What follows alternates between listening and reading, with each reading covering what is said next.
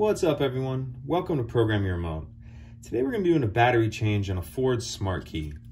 This is going to be for the Ford SUVs, the Expedition, the Explorer, the Edge, and the Escape. 2017, 2018, and newer.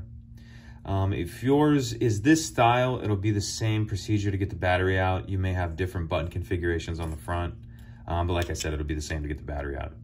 So what we need to get started is our new battery. It takes a CR2450 battery, and then we need a small screwdriver or something with a point, even like a pick or something like that, and that's gonna help us get the battery out. So we need to take the emergency key out of the bottom. That's done by pressing this button here, and then this will pull out.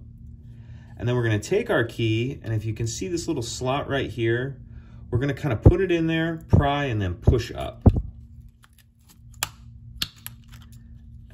That's going to take the back off, and now you can see the battery here. We'll grab our small screwdriver, something you'll see there's another kind of notch right here that'll allow you to get under it.